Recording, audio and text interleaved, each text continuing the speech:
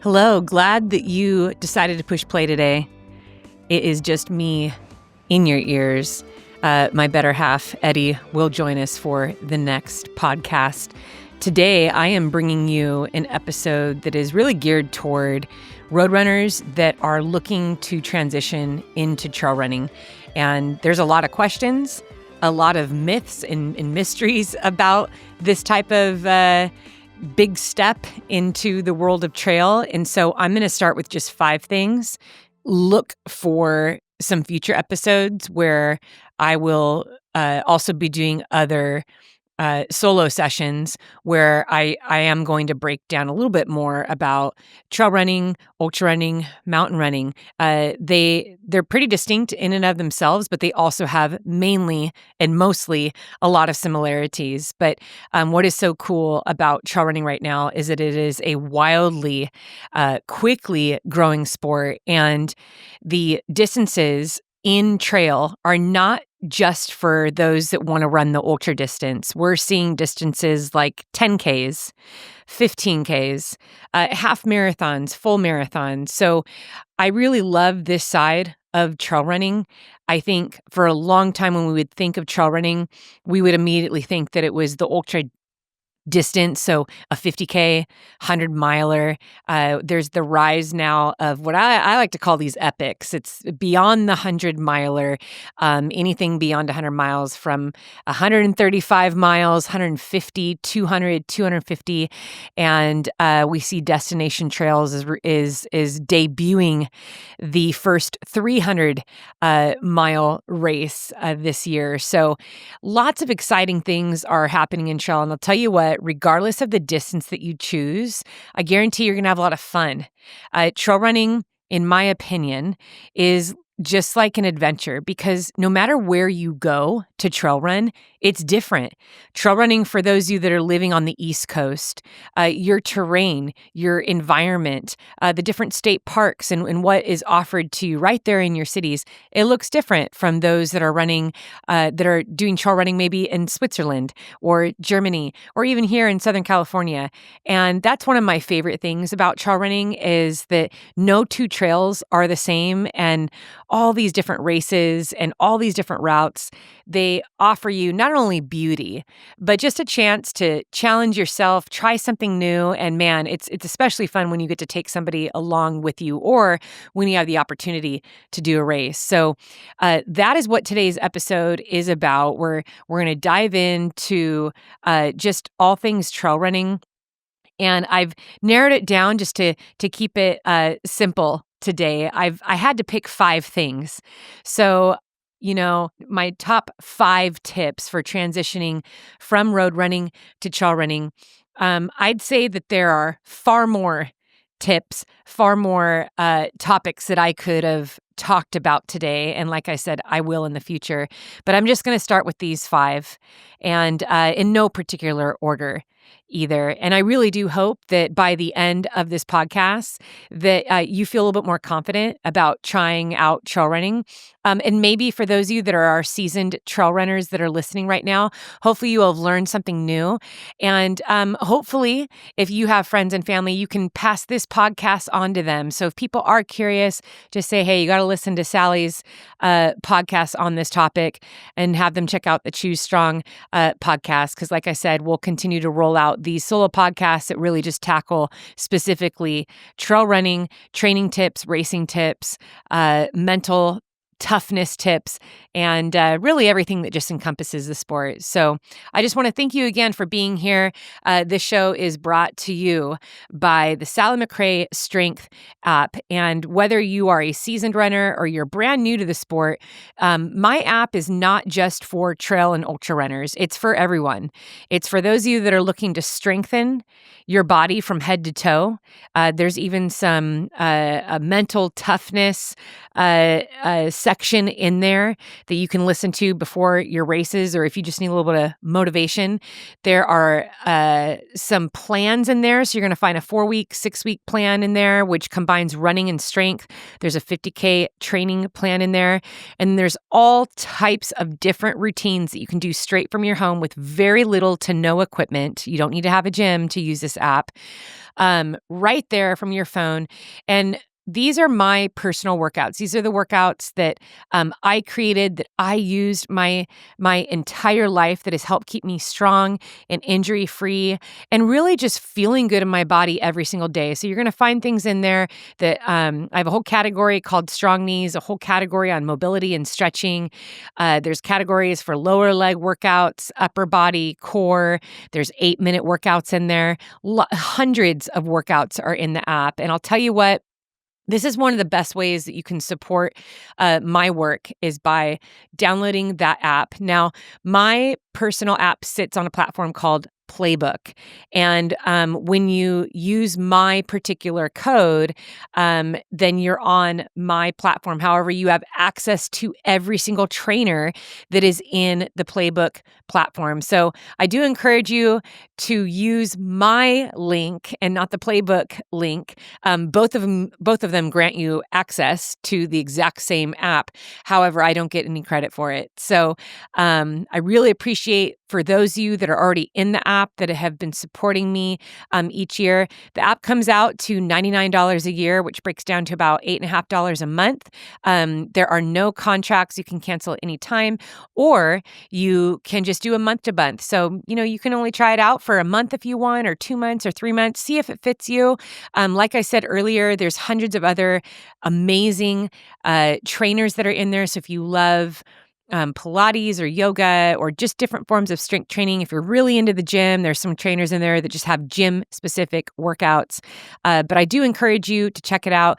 So check out the description notes for the links. And again, I can't thank you enough for supporting me in this way. Let's go ahead and get started now with my top 5 tips for transitioning from road running to trail running. And I just have to say, I know some of you are watching me on Spotify right now. So hello, I'm waving to you. I know a lot of you are watching while you were on the treadmill, while you were on the bike or the stairmill. And I have to say, before I dive in, well done. Really proud of you for putting in the work today, for showing up for yourself. You're worth it. Keep doing that. For those of you that are hanging out with your kiddos right now, hello, kids. You know that I'm always rooting for you. And for those of you that are just driving to or from work, proud of you too. And proud of you just for showing up for the day. And again, thank you so much for just allowing me to be here with you. Now, my top 5 tips for transitioning from road running to trail running, as told by yours truly. I want to just give a quick background really quick, especially if you're new to listening to me. I have been training for trail and ultra races since 2009. I ran my first 50-mile race. That was a distance that I chose to do in 2010. And I had 2 babies at that time. So Isaiah and Mackenzie had just had their birthdays, literally just a couple weeks before I ran my first ultra. So they had just turned 2. Mackenzie had just turned 4. Isaiah had just turned 2. And I bring up this note as being a young mom because it's a really important part of my journey. And this actually plays a part into what I'm going to talk about today, because I had a lot of hesitations and a lot of fears about running on the trails, that transition from road running to trail running. And a lot of it had to do just because I was a young mom. And I know that there's a lot of parents that can relate to this. There's something new that happens to us in our hearts and our minds when we become parents. You become very much aware of your safety, because you always have your children on your mind. And the goal is to always get home to your children and to be with your children. You want to be caring for them and you want to be around them. And so that was on my mind a lot when I was thinking about transitioning from road to trail. I had every fear that you can think of. I thought that there was, someone hiding in every single bush on the trail that wanted to get me. I had fears of being 8 miles from my car and like breaking my ankle and being all by myself and not knowing what to do. Just the list goes on and on. And so, in full transparency, my first year of trail running, when I started racing in 2010, I barely ran on the trails, primarily because I was afraid. But I loved the sport so much, and I believed that if I could just get to a race, I would be safer because I know that there would be aid stations and there would be course markers and there would be lots of other people out on the trail with me. And so I knew that all the ruckus that we'd be creating and the noise we'd be creating during the race would probably keep the animals away. And if something happened to me, I know that somebody would probably come upon me, or at least, I would be accounted for. So, my goal was just to run on the roads or at the gym. I did most of my training actually on a treadmill, and then I would get to the race, and I just fell in love with that sport that first year. And then I told myself, I really need to figure this out. I need to figure out how to overcome my fear. I want to be better prepared, because I had some good results that first year, and it just really ignited this love and passion in my heart. I've always been a lover of the mountains. And for whatever reason, I was just dealing with fear and running in the mountains for long extended periods of time, especially into the night. So that background story is really important because I want you to understand as you listen today that I can relate to a lot of people when they come to me with questions. I think sometimes, especially if I'm doing live events or if I'm taking live Q&A, I do sense that people are a little embarrassed. They think that their question is either too small or too dumb, or that makes them sound like they don't know what they're talking about, or that they're afraid. And I welcome all of it because I think that a lot of people, as they transition into anything new, I mean, even if you're signing up to do a ballet class, you're going to have a lot of questions and hesitations and maybe a little bit of lack of confidence. And that's okay. That's part of being a human. And I think that there's some excitement in that because the curiosity is often what pulls us. And if you're curious about something and you genuinely would love to get to know it and love to experiment with it, I say go for it because even if you have no fear at all, everything isn't going to go right for you all the time. And you're still going to have a lot of growth to do. And I know for me, I've now been trail running for, 2009, and now it's 2025. What is that, 14 years, 15 years? No, 16 years. Not so good at math. I'll stick to running. So that's 16 years that I have been trail running, and I love it. I absolutely love it. But I'll tell you what, I am still growing in it. I'm still learning so much about the sport. And especially as I'm now transitioning into these longer distances, I'm really drawn to the 200 and 300 mile distances and whatever is beyond. I think the greatest thing that we can do is become a student of the sport. And that is going to be our number one today. So if you are going to write these things down or you're going to speak them into your notes app on your phone, you can also pause and come back to these. Here is your number one, and that is be a student. Now, I wrote these down in my little yellow notebook here, so bear with me as I flip back through pages. But whenever you see yourself as a student, and just even saying that word, it probably takes you back to when you were a kid. And as we can all remember, when we were first learning to read, to write, to do basic arithmetic, we had a lot of learning to do, and we didn't always get the answer correctly. And so I think that is the mindset that is really important. When you transition from road to trail, be okay approaching it like a child. Ask a lot of questions. Join a group of trail runners. Join a group on Facebook. Learn something. Be okay with saying, "Hey, I'm new here. What do you guys love about nutrition?" Or maybe a trail pack. Or what shoes are you liking? Not everything that everyone uses is going to be perfect for you. And I think that's one of the reasons why I love trail running so much, because the further you go in the sport, as far as the distances go, or the longer of the duration you are out there, you really have to know yourself well. You have to know what works for you. And so I just encourage you every time that you get out on a trail, come back, especially if it's a long run, take some notes because those are going to be valuable to you come race day. You can look back on those notes and see, oh yeah, this is a really great electrolyte that I can use. My stomach's happy when I drink that. Here's some good food or gels, or this is the duration in between each gel pack that I do well. So yeah, every 25 minutes works for me to take in a gel. Figure out shoes, gear, all of that. That's really valuable. And you'll continue to learn and experiment as you move on through the trails. But remaining a student, stay humble about it. Be okay with not getting it right. Be okay with being timid.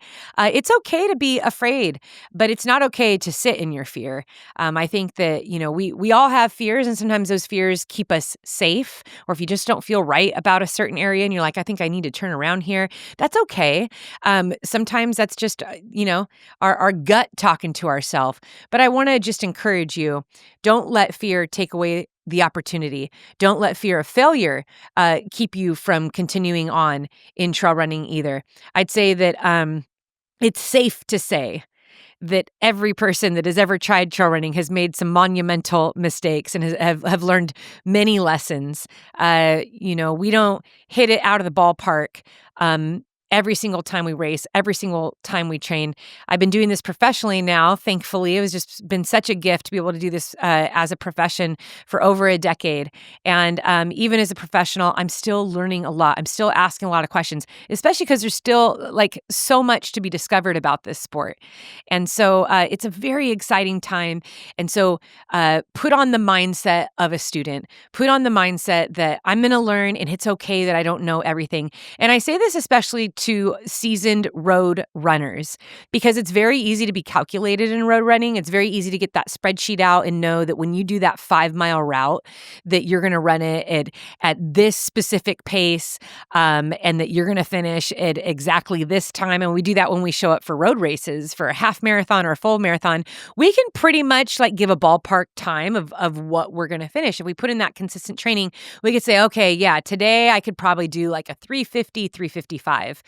That's not always as easy to do in trail running. There's so many variables from trail to trail, from race course to race course that have to be factored in that will actually help dictate the pace and how fast we go and how quickly we can move across terrain, and also what type of gear and what kind of nutrition that we'll need. So approach trail running as a student. Put on that childlike mind and be okay to ask lots of questions. Do your research. And as I said in the beginning, there's trail running, mountain running, and ultra running. Now they can all overlap. You can do an ultra trail run in the mountains, and they all overlap. But I also see that we can do an ultra distance on the road or an ultra distance on the track. And an ultra is basically anything further than the marathon distance. So a 27-mile race is an ultra. A 26.75 race is considered an ultra. So that's what's really exciting. But, an ultra doesn't necessarily define trail running. And so when I think of trail running, I think any distance, we can do any distance on the trails. And so, the mountain running is then a whole other discipline. A lot of times when we're running in the mountains, we're dealing with altitude, huge climbs, ascents that last several miles. I mean, you can be doing a race in Europe, and you might have a 4-mile climb straight up to the top of an 11,000, 12,000 foot mountain. That's very different from running an ultra race around a track 100 times. So it's so exciting to discover what it is that you love, what pulls at you, and really lean into that. I also found that because, when I first started this sport and my kids were just babies, I really did pick races that that really catered to the type of training I was able to put in. So I did do primarily faster, quicker races because I did so much training on the treadmill. And I didn't only stick to that. I mean, I loved running on the trails and doing the races with big climbs, and that's ultimately what I really found that that I love and that I'm passionate about. But I did do my best to find races where my strengths could be highlighted. So search around. There's so many different types of races, and also you don't have to do a race if you just want to explore trail running. That's your first one. Let's talk about number 2. This episode is brought to you by 8 Sleep. Now, let's talk about a game changer in the world of sleep technology. I especially love this one. 8 Sleep is a pod. It's a high-tech mattress cover that you can easily and quickly add to your existing bed. Now, this cover is packed with advanced technology that allows it to automatically cool, heat, and even elevate. Here's why this matters. The pod has been clinically proven to increase quality sleep by up to 1 hour each night. Are you kidding me? That's a massive boost to your recovery time, which can translate to better physical performance, improved cognitive function, and enhanced overall health. The pod uses precision temperature control to regulate your body's sleep cycles, and it can cool down to a chilly 55 Fahrenheit or warm up to 110 Fahrenheit. And it does this separately for each side of the bed. How cool is that? So this means that you and your partner can each have your ideal sleep temperature. The really cool part is if that wasn't enough, the pod learns your sleep patterns over time and automatically adjusts the temperature throughout the night to optimize each phase of your sleep. Now, if you are ready to take your sleep and recovery to the next level, head over to www.8sleep.com/choose strong and use the code choose strong. That's CHOOSESTRONG to get $350 off your very own Pod 4 Ultra. Trust me, your body will thank you for this investment in better sleep. I'll tell you personally, I really, really love the temperature regulation. It's amazing, a game changer. Shipping to many countries worldwide. Again, go and check out the details. Link is also in the show notes. Number 2 is really just a note. Be okay with the fact that trail running looks different everywhere you go. And this is kind of just reiterating a little bit of what I just said. But because of this, I think it's so important that you take into account like the different gear that you're going to need, the different types of shoes. I know around here, there is a trail system called the Laguna Canyons Wilderness Park. It runs into the Irvine trails, the Aliso Viejo trails. They all kind of overlap. Crystal Cove State Park. There's a route that I really love. It's 26 miles. It's almost 5,000 feet of climbing. It's a great route. I can wear road shoes there. I can wear road shoes and hammer out, have a day out there. Now, if you live where there's lots of roots, lots of mossy rock, lots of leaves and water crossings, you'd probably want to choose different shoes. So the number 2, remember that trail running looks different everywhere you go. This is actually a really important aspect to being successful in trail running. You have to take into account the environment. And this is a big difference. When you transition from the road to the trail, sometimes that's one of the biggest, most overlooked aspects. Because if you are a seasoned runner and you're like, oh, I'm just going to go do the same thing that I do running on this trail, and all of a sudden the whole entire trail is this skinny track, and it's covered with baby head rocks, and it's winding right and left with these super steep ascents, super steep descents, there might be some frustration there.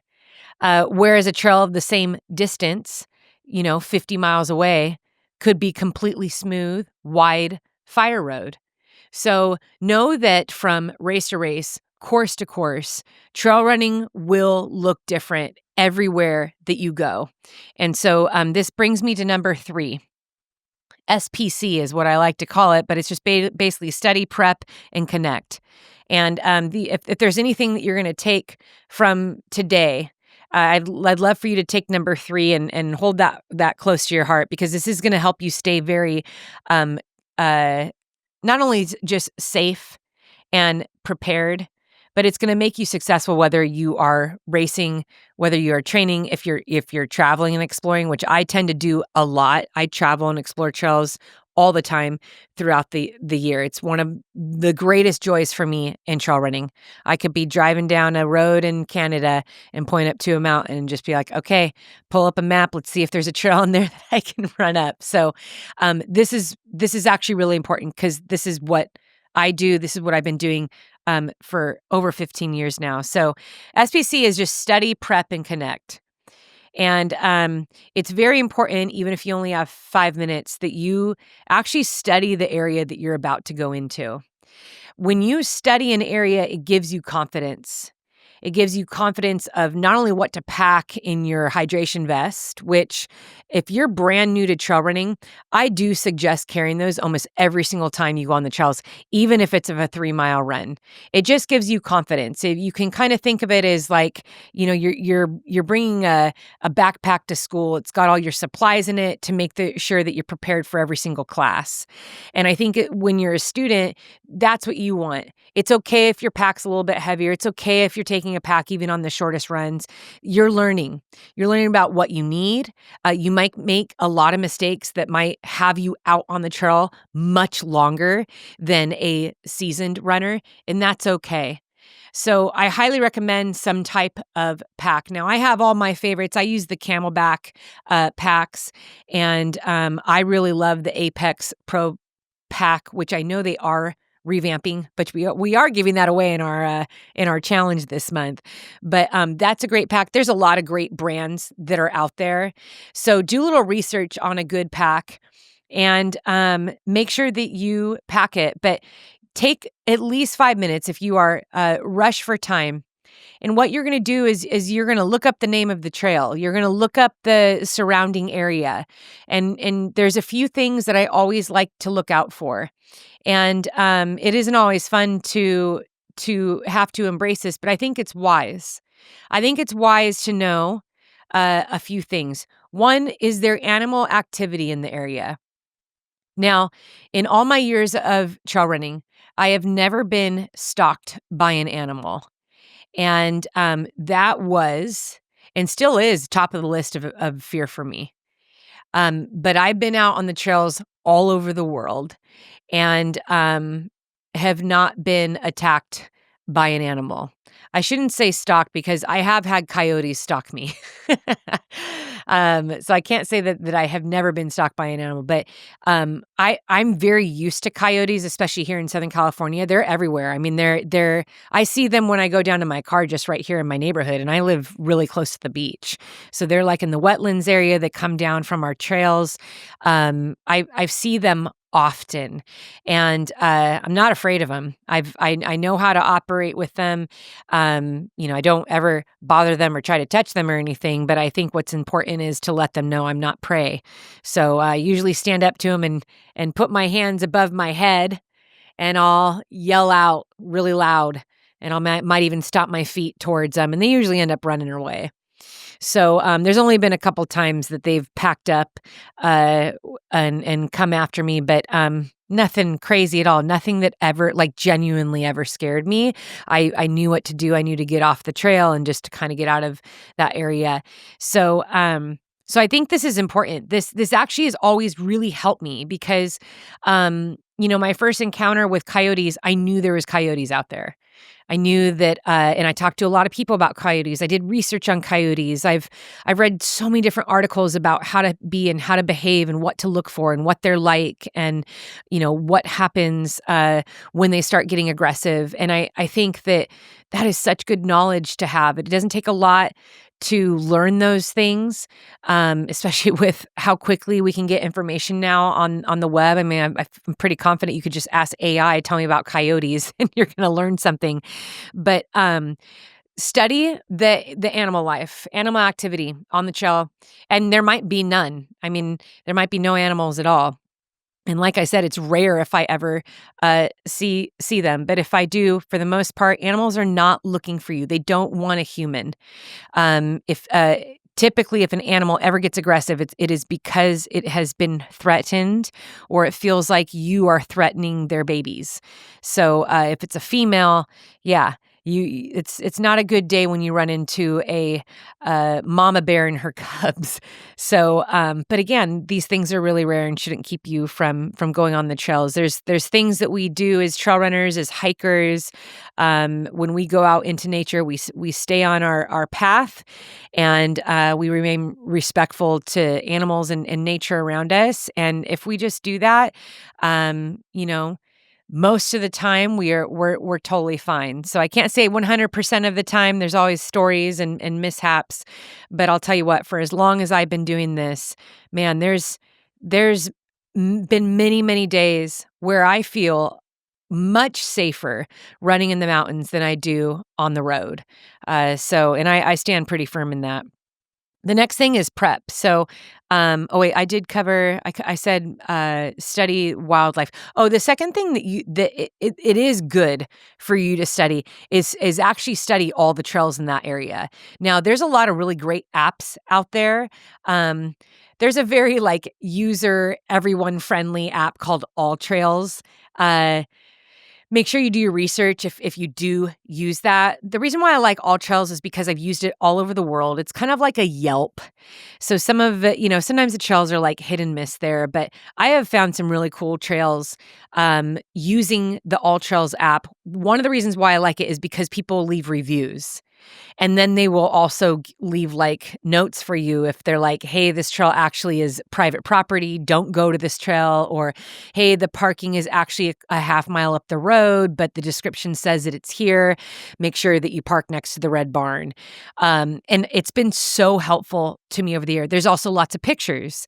They also give a trail rating, a difficulty rating, a terrain rating. It tells you how long the trail is, what the amount of climbing, what the terrain is like. So, there's definitely better apps out there that you can use, but All Trails is one that I will suggest because it's so user friendly. I will advise though that read all the reviews, read the comments before you head out. But get to know the trail that you're going to be going on. Is this an out and back trail? Is it a loop trail? How much climbing is in it? What does the terrain look like? It's very easy to find that information before you head out. And let's go to the third part is connect. When you are first trail running, and this was a rule that I always had, especially because I had babies, I always took like a selfie pic of myself and I sent it to Eddie. And the reason why I did that was really just if something did happen to me, he knew, okay, she's wearing a yellow hat, she's wearing a pink shirt. This is the time of day that she's heading out. I also would do a drop pin. I would use Google Maps, just like drop a pin to where my car was, so that if I did get lost or if anything happened to me, that I could open up my phone and get directions back to that drop pin, which is super helpful. And yes, I have gotten lost a few times. So basically, you want to connect with people, let them know where you're going, take a selfie, let them know what trail you're on. You can even send them that drop pin of like, hey, this is where I'm at. And then make sure that people just know that you're out there. All those little tiny things are really going to help you. In the connect part of this tip, I also suggest that if you are going on a trail and you see anybody that's hiking, anybody that's running, say hello. Look them in the eyes and say hello. Be memorable. Be friendly. I mean, there's definitely trail etiquette we got to pay attention to, and we just be kind to one another when we're out there. But it is very helpful if anything does happen to you, that you will be remembered. And the best way you do that is by connecting. So send a selfie, text people back home, your drop pin, have that drop pin for yourself, and then connect with people on the trail. So SPC, study, prep, and connect. This episode is brought to you by Function Health. Function Health provides transformative insights into your body that go beyond what's available at a standard doctor's visit. And this has been a game changer for me. I got into Function Health this year, and it's been incredible. I've already had a couple blood tests. It's been very insightful. It's helped with my diet. And now that I am in full-blown Badwater 135 training, this type of testing is very, very important for me. So Function is basically an all-in-one health platform. It starts with over 100 lab tests across your whole body every year: heart, hormones, liver, kidneys, thyroid, autoimmunity, cancer signals, toxins, nutrients. Lab visits are at one of 2,000 locations across the US, and it's just $4.99 per year. So basically, if you break it down per day, that's $1.37 per day. All results are tracked over time in one secure place with insights from top doctors based on your specific findings. Function is 5 times more testing than a typical physical and would cost you over $10,000 on your own. They don't try to sell you supplements or pharmaceuticals. There are no perverse incentives here. This is just the most powerful way to really own your health. You and your family should be on Function. And guess what? You can skip Function's wait list at functionhealth.com/Sally McRae. That's functionhealth.com/Sally McRae. Let's move on to number 4. So number 4 is embrace the trail technique and etiquette. So I think for the most part, when people are transitioning from road to trail, they know that the terrain is going to be different. I think sometimes it's why people don't do it.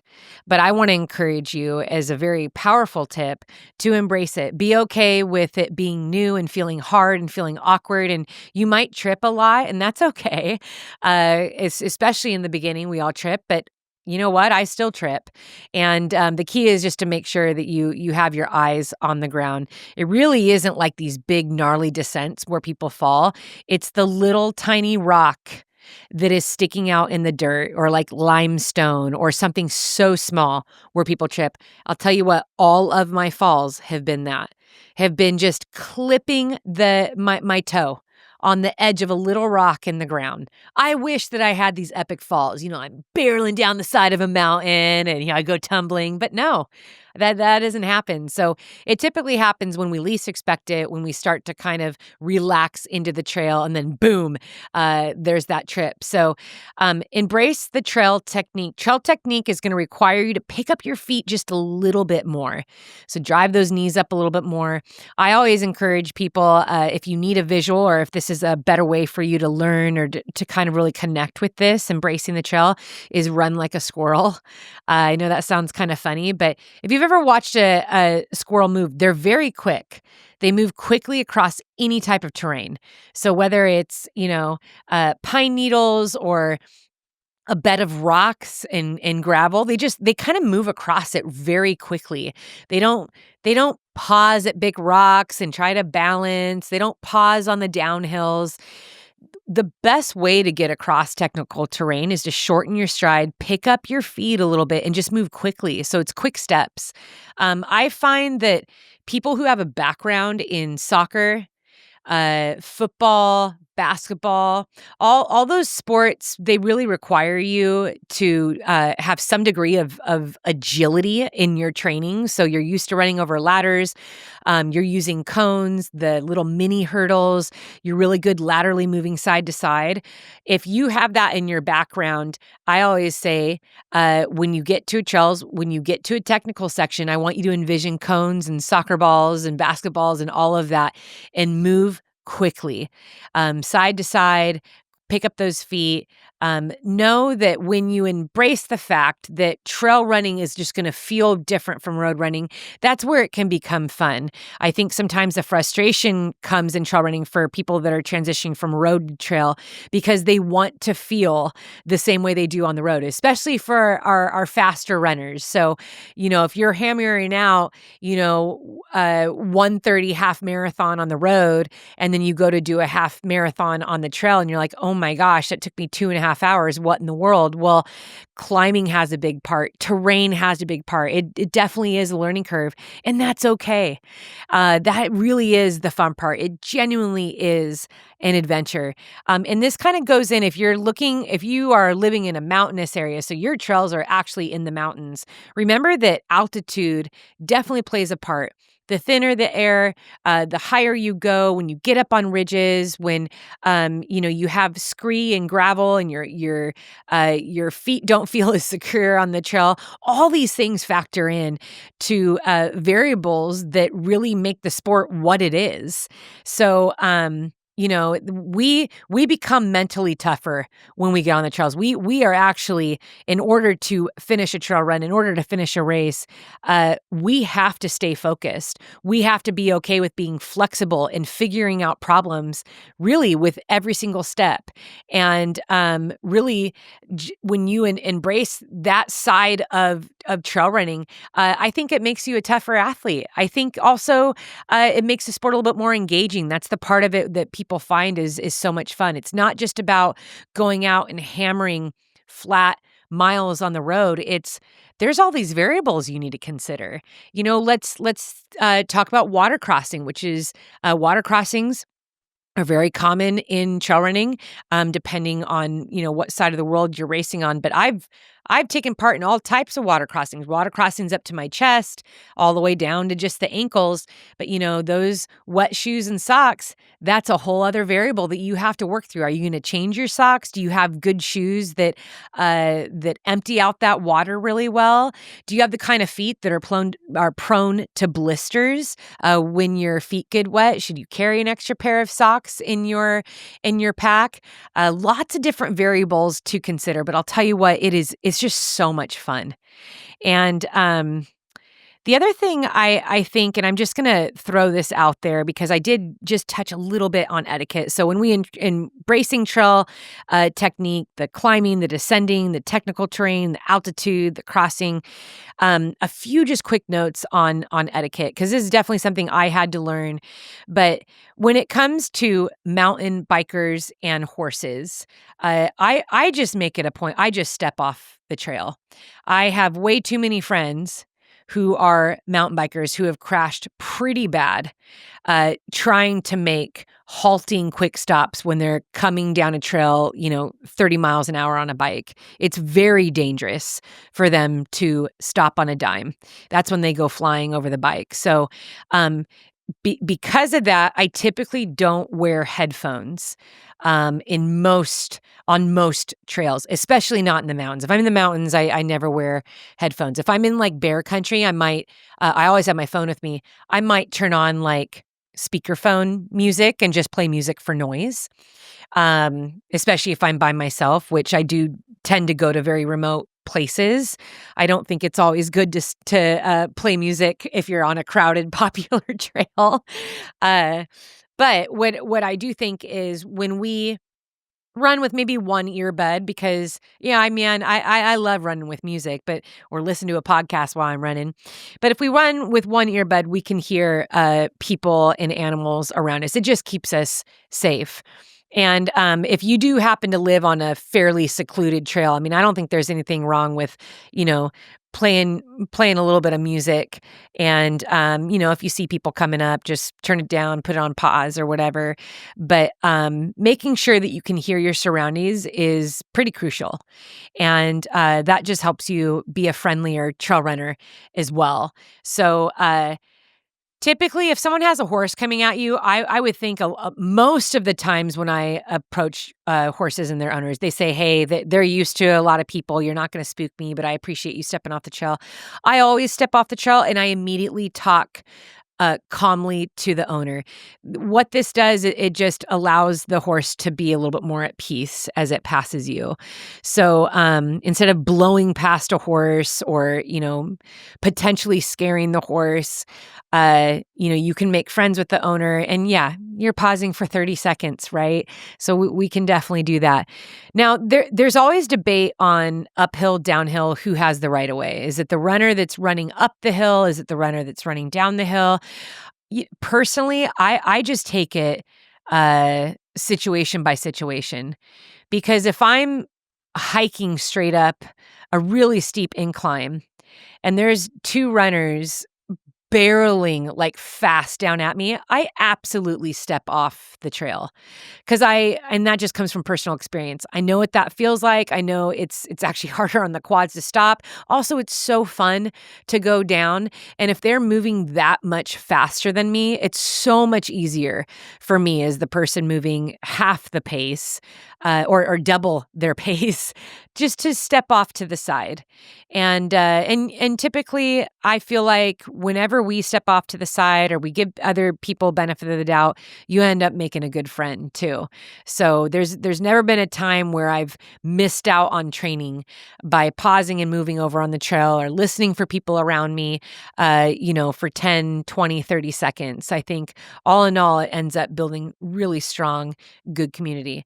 Now, in racing, it's a little bit different, right? So when we're racing on the trails, we definitely want to use our voices if we want to pass. Hey, I'm on your left. Is it okay that I pass you? I know we're on a single track, and look out for spaces where it's safe to pass, especially if you are in the mountains. But I'd say that for the most part, the trail running community is known for being friendly, and so let's just keep spreading that around. And for number 5, I can't believe we're already at number 5. This one is just a good. I think this is really going to play into your experience as you look at transitioning from road running into trail running. And I just said it, the trail running community is known for being friendly and inviting. It really doesn't matter how fast you are, what distance it is that you're doing. What I've always loved is that before the race starts and long after the race has ended, there's people standing around having conversation. The finish line of a trail race is so much fun. There's typically food and music and people sitting in their lawn chairs and get to know one another. Some of my best friends in my life I've met on the trails. And I know part of it is because you spend a lot of extreme hours and days with these people. So you really, it lends to good conversation and getting to know each other really well. And especially if these people end up being your crew or your pacers, man, you just spend a lot of time with them and it allows you just to get to know them in a real way. And so I've always found that transitioning from road to trail running, one of the most common things that people say is just, I just can't believe how nice everyone is, or just, I can't believe how fun this is, or even this, like, wow, this is like so much more laid back than, doing a road run. And I don't think, that the road running community is any lesser by any means at all. I think the races are just so massive. I'm thinking back to the Surf City. It was so much fun out there spectating. And I got to wave and meet and take pictures with hundreds of people as a spectator. I'd hop in and run with people for a couple seconds here and there, or just wave at them from the side of the road. And I thought, man, this is just so much fun. But those finish lines are crowded and you have tens of thousands of people at the finish line. So you never experience that in trail running. I think our biggest race, which is Ultra Trail du Mont Blanc, which is in the summertime over in France, that's where the only time that you see so many ultra trail runners in one place and racing together. But for the most part, a lot of these races, you're going to have 100 people, sometimes just 50 people. Every now and then you'll get a big race with 500 to 1,000 people. But I think that really lends for the intimacy in the community that we find and what it is known for. It's easy to get to know people. It's easy to see people at the same races or, at the same popular races. And so be excited about that. Open yourself yourself up and be willing just to meet someone. So, I want to encourage you to connect with the trail group. You can find really cool trail groups on Facebook. You don't necessarily have to, if you don't like Facebook or you don't want to have a public profile, I mean, you can come up with a private account and put a fun picture in there and just say, hello, hey, I'm new to trail running and I have some questions. There's also a lot of great just social media profiles in that are made by trail runners now, where you can learn a lot, you can get some tips, you can be inspired. There's so much now that we share online that will bring you confidence and motivate you. You can follow yours truly. I have a great YouTube account with many film documentaries. There's episodes in there where I answer questions, and hopefully those films will inspire you and encourage you in whatever it is that you're doing. But that's one of the best things that you can do is get to know the trail community and connect with people. You can also volunteer for a race. I've volunteered for races many times, whether that's helping mark the course or sweep a course. Sweeping a course is when as the last person has come to the aid station or the time cutoff, it would be the sweeper's job to clean up any trash that was left behind, pick up any course markers, make sure that everyone is moving along. That's always really fun. You can work at an aid station. There's so many different things that you can do as a volunteer. I know a lot of the races too. There's always runners that are willing to have a stranger that's local to a race that they're doing. That they're looking for crew. They're looking for pacers.